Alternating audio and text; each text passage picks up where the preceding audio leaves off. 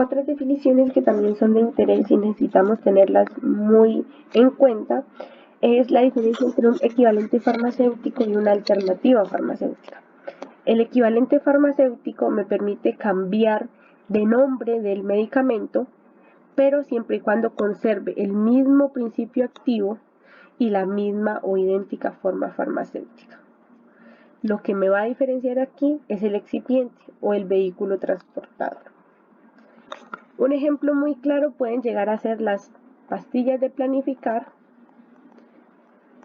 que si ellas ambas tienen etinilestradiol en 0,3, por ejemplo, ambas me sirven, así una se llame Veronique y la otra se llame Jaxibel o se llame Microfemin.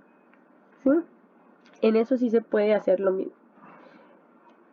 Por otro lado también está lo que les hablaba hace rato, el acetaminofén, que es el mismo Dolex, solamente que cambia el excipiente o el nombre, por así decirlo, pero tienen el mismo componente. Lo mismo, acetaminofén 500 miligramos es el mismo Dolex que viene de 500 miligramos. Por otro lado está lo que es una alternativa farmacéutica. Y la alternativa farmacéutica me permite cambiar a mí es la forma farmacéutica, básicamente. O sea, diferir cómo voy a introducir, metabolizar ese medicamento. Por ejemplo, si para mí es más fácil tomarlo en jarabe, pues me compro el jarabe. Si para mí es más fácil tomarme las tabletas, pues me compro las tabletas. Si para mí me gusta más inyectármelo, pues me lo compro en ampollas. Si por algún motivo también vienen gotas, pues mejor en gotas. Si por algún otro motivo a mí me gusta más en crema, pues me lo unto en crema. Eso es alternativa farmacéutica, solamente difiere en la forma farmacéutica. Es el mismo medicamento, los mismos principios activos, la diferencia es la forma farmacéutica que trae, es decir, la forma o la vía de administración en la cual yo voy a ingresarlo a mi cuerpo. Adentrándonos un poco más en la farmacocinética como tal, recuerden que yo les comentaba que la farmacocinética es lo que el cuerpo le termina haciendo al fármaco y va a hacerlo desde que se administra hasta que se elimina. Son los procesos por los cuales pasa el fármaco en el cuerpo uno tras otro hasta que desde que se elimina, luego se libera, luego se absorbe, se distribuye, llega a donde va, hace su efecto, luego termina metabolizándose y por último lo eliminamos o lo excretamos.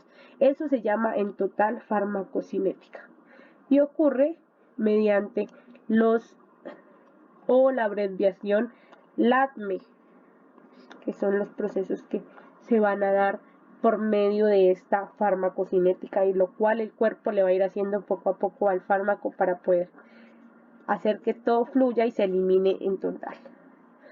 Hay unos parámetros que pueden hacer que las cosas cambien o sean mejores para el fármaco. Y hay unos conceptos que necesito que les queden claros porque de aquí parte como tal el por qué se elige un fármaco y por qué no otro. O por qué la dosis de ese fármaco es así y por qué no otra. Lo primero que vamos a tener en cuenta es por qué existe una concentración mínima eficaz.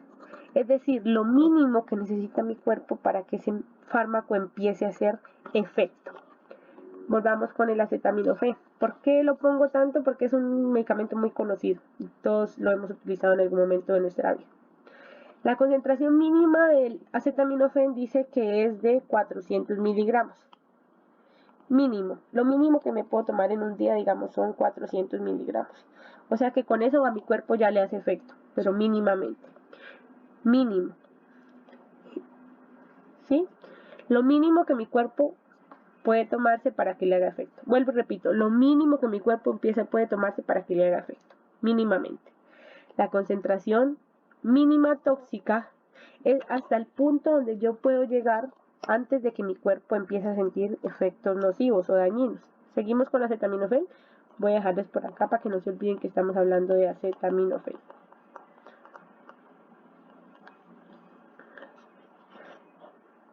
Y son 2000 miligramos. Hay una ventana grande entre la mínima terapéutica, es decir, lo mínimo que yo me tomo y me hace bueno, hasta la mínima tóxica, es decir, lo mínimo que me puedo tomar y no me hace daño, mejor dicho, lo máximo que me puedo tomar y no me hace daño, y es el índice terapéutico.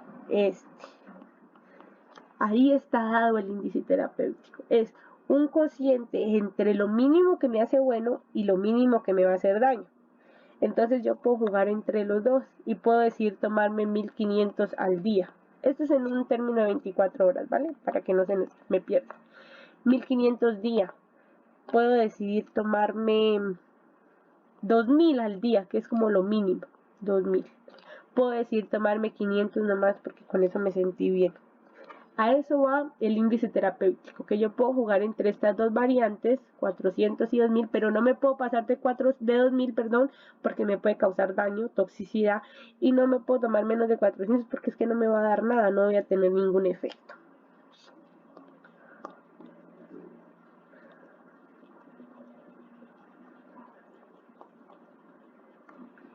Ok, ahora vienen otros conceptos, que es el periodo de latencia. El periodo de latencia es el periodo que ocurre, o el tiempo, básicamente, tiempo, desde que me lo tomo hasta que me hace efecto. Ejemplo, me tomo el mismo acetaminofén a las 11 de la mañana.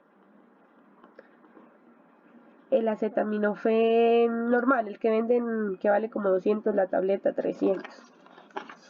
El MK, el que es barato. El genérico. A las 11, y yo a las 11:20 empecé a sentir que ya se me iba quitando como el dolor. Entonces el periodo de latencia de esto vendrían siendo como 20 minutos. Que desde que ingresó, o desde que me lo tomé, hasta que empecé a sentir el efecto. 20 minutos más o menos. A diferencia que si, por ejemplo,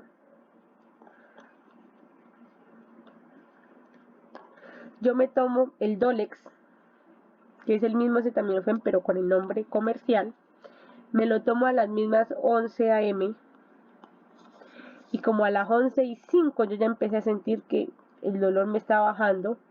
El periodo de latencia de este Dolex es de 5 minutos nomás. Va a depender mucho del excipiente que tenga o del vehículo que lo esté transportando. Recuérdese que más rápido se mueve la Tucson que la Chiva. Entonces, por eso el periodo de latencia de uno en otro puede variar, así tenga el mismo componente. Porque en sí lo que varía es el vehículo que lo está transportando. Pero ambos hacen lo mismo. Ambos duran 8 horas. Eso sí, uno empieza a contar desde las 11:30 y el otro desde las 11:05.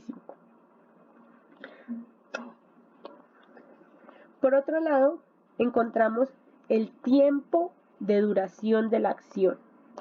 ¿Cuánto dura la acción? Es decir, ¿cuántas horas va a durar el efecto en mí? La mayoría puede durar 8 horas o en un término de 6 horas. De ahí depende que el médico diga tomar una cada 8 horas. ¿Por qué? Porque él sabe que a las 8 horas ya empieza a disminuir el efecto, porque ya llegó hasta donde tenía que llegar. O a las 6 horas ya él dice, después de las 6 horas usted no va a volver a sentir el mismo efecto, entonces tómese la otra para que mientras está terminando el efecto de la una, siga usted con la otra. Eso es más fácil, la duración de la acción es exactamente el tiempo que dura el efecto, básicamente. ¿Cuánto tiempo me dura el efecto? Los procesos farmacocinéticos, como se los dije más arriba, se dan mediante 5 momentos. El primero es la liberación, el segundo es la absorción, el tercero es la distribución, el cuarto es el metabolismo y el quinto es la excreción. Dados por una abreviación que dentro de la medicina se conoce como LATME. Liberación, absorción, distribución, metabolismo y excreción. LATME, que se los mencioné más arriba, para que lo tengan en cuenta. Entonces vamos a hablar acerca del primer proceso, que es la liberación.